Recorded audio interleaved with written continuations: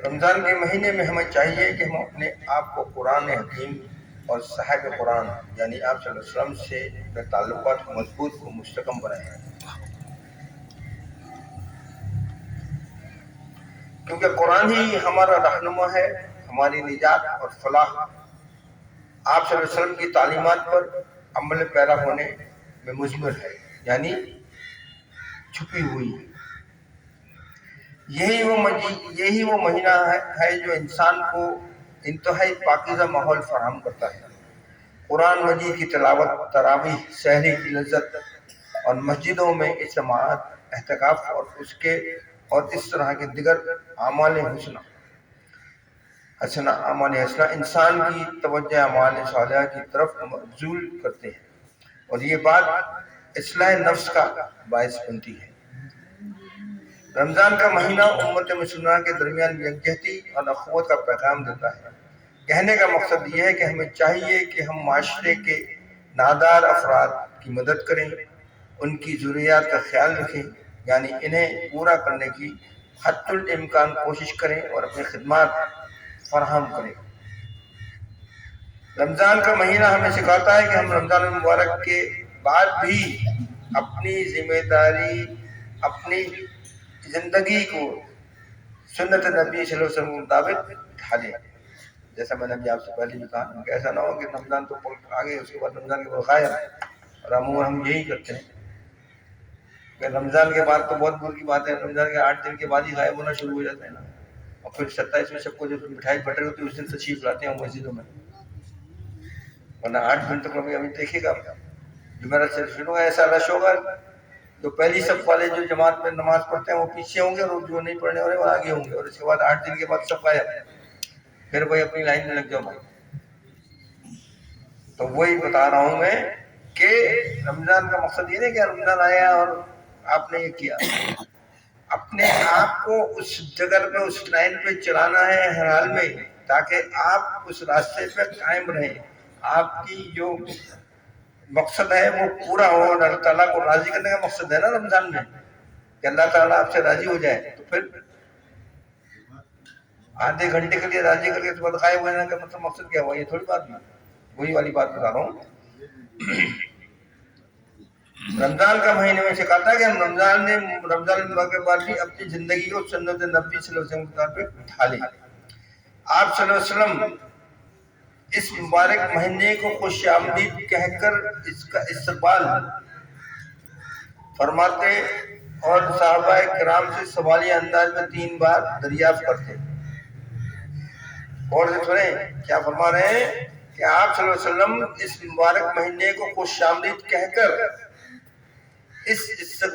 اس کا استقبال فرماتے اور صحابہ کرام سے سوالیہ انداز میں 3 بار دریافت فرماتے، ماذا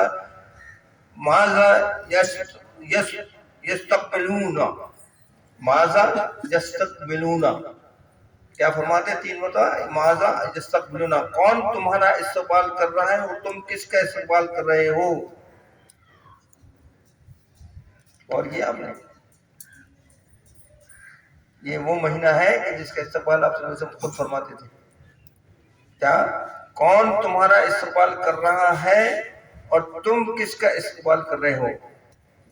علامہ ابن رجب حنبلی رحمۃ اللہ فرماتے ہیں، لطائف المعارف میں لکھتے ہیں، ماہ شعبان میں روزوں اور تلاوت قرآن مجید کی کثرت اس لیے کی جاتی ہے تاکہ ماہ رمضان کی برکات حاصل کرنے کے لیے مکمل تیاری ہو جائے اور نفس رحمان کی اطاعت پر خوش دلی اور اطمینان سے راضی ہو جائے۔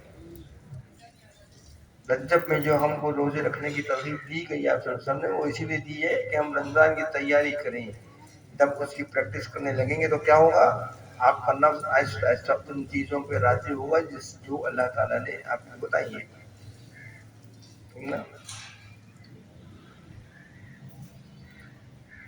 صحابہ کرام رضی اللہ عنہ کے معمول سے اس حکمت کی تائید بھی ہو جاتی ہے۔ حضرت انس رضی اللہ تعالی عنہ شعبان میں صحابہ کرام رضی اللہ عنہ کے معمول پر روشنی ڈالتے ہوئے فرماتے ہیں، شعبان کے شروع ہوتے ہی مسلمان قرآن کی طرف جھک پڑتے اپنے اموال کی زکوٰۃ نکالتے تاکہ غریب مسکین لوگ روزے اور ماہ رمضان بہتر طور پر گزار سکیں۔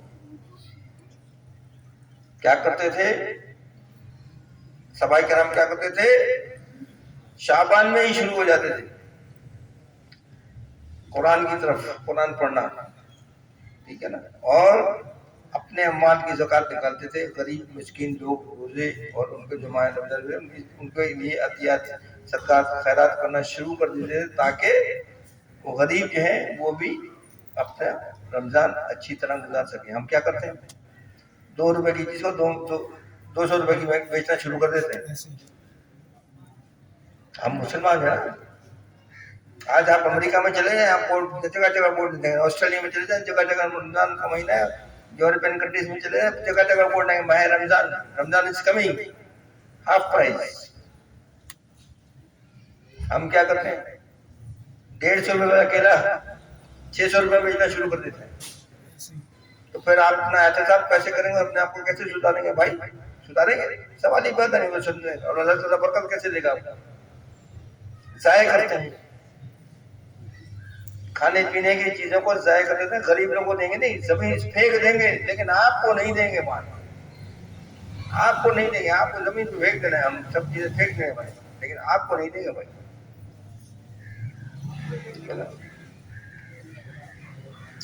رمضان المبارک کا اصل استقبال یہ ہے کہ اس ماہ کے آنے سے پہلے یہ سوچ اپنائی جائے کہ رمضان کا مہینہ آ رہا ہے، کس طرح سے اپنی دنیاوی مصروفیت کو کم کر کے زیادہ سے زیادہ وقت عبادات میں صرف کیا جائے۔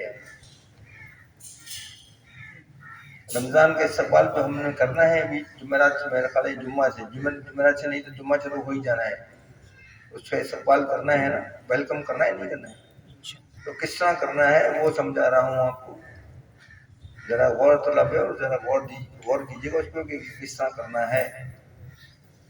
رمضان مبارک کا اصل استقبال یہ ہے کہ اس ماہ کے آنے سے پہلے ہی یہ سوچ اپنائی جائے کہ رمضان کا مہینہ آ رہا ہے، کس طرح سے اپنی دنیاوی مصروفیات کو کم کر کے زیادہ سے زیادہ وقت عبادات میں صرف کیا جائے۔ یہ نہیں سوچنا ہے کہ کس طرح کمایا جائے،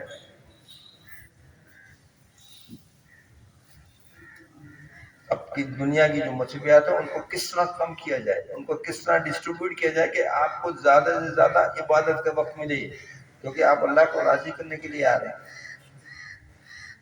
اس ماہ میں اگر کوئی شخص اپنے آپ کو مکمل طور پر عبادت کی نیت سے فارغ کر لے تو سبحان اللہ۔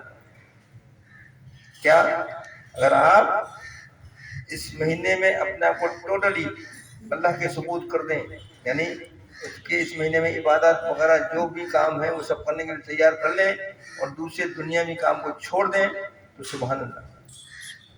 اور اگر نہیں کر سکتا تو سب سے پہلے یہ دیکھے وہ کون سے کام ہیں جو ایک ماہ کے لیے چھوڑ سکتا ہے۔ بہت سے کام ہیں نا آپ ڈیلے کرتے ہیں نا یا نہیں کرتے؟ کیا جی بچی کی شادی ہے اس لیے میں ابھی یہ کام نہیں کر سکتا، ابھی دیکھوں گا یا 15-20 دن لگے بچی کی شادی ہے اس کے بعد دیکھوں گا، تو وہی والا ترغیب دی جا رہی ہے کہ آپ کے کوئی ایسے امپورٹنٹ کام کچھ ہیں جو کہ آپ ان کو ڈیلے کر سکتے ہیں 1 مہینے کے لیے، انہیں ڈیلے کر دیں، اس کو چھوڑے پھر یہ دیکھیں کہ کون سی ایسی مصروفیات ہیں جنہیں کم کر سکتا ہے تو انہیں کم کرے، اور جن کاموں کو اس ماہ میں مؤخر کر سکتا ہے تو انہیں مؤخر کر دے۔ پہلی شرط کیا ہے؟ پہلے یہ دیکھیں کہ کون سے کام ہیں جنہیں ہم مہینے بھر کے لیے ڈیلے کر سکتے ہیں۔ دوسری کیا ہے؟ کون سے ایسے کام ہیں جنہیں ہم جنہیں ہم کم کر سکتے ہیں۔ مثال کے طور پر راتوں کو 2-2 بجے تک چائے کے ہوٹل پہ بیٹھے رہتے ہیں، سگریٹیں چل رہی ہیں، چائے چل رہی ہیں، پان کی پیکیں چل رہی ہیں، تو کم کر سکتے ہیں نا ان کو یا نہیں کر سکتے؟ اسی طرح اور دوسرے کام، رات بھر موبائل دیکھتے ہیں، 4-4 بجے سوتے ہیں اذان کے وقت، تو موبائل بھی دیکھنا کم کر سکتے ہیں یا نہیں کر سکتے؟ وہی دوسری کیا ہے؟ پہلی جو کام اگلے مہینے میں چھوڑ سکتے ہیں 1 مہینے کے لیے ان کو چھوڑ دیں، اور جو کم کر سکیں کم کر دیں، اور جن کاموں کو اس ماہ میں موقر یعنی جن کاموں کو آپ ٹوٹلی وائپ آف کر دیں کہ نہیں جی یہ کرنا ہی نہیں ہے تو وہ زیادہ بہتر ہے۔ اس طرح زیادہ سے زیادہ عبادت میں گزارے، یہی استقبال رمضان کا صحیح طریقہ ہے۔ اگر یہ کام کر لیا تو انشاءاللہ رمضان المبارک کی صحیح روح اور اس کے انوار و برکات حاصل ہوں گے۔ اگر یہ کام کر لیا تو انشاءاللہ رمضان المبارک کی صحیح روح اور اس کے انوار و برکات حاصل ہوں گے، ورنہ یہ ہوگا کہ رمضان المبارک آئے گا اور چلا جائے گا اور آپ کچھ بھی حاصل نہیں کر سکیں گے۔ تو یہ جو پتہ ہے اس کے اوپر عمل کریں۔ وآخر دعوانا الحمدللہ رب العالمین۔ اللہ تعالیٰ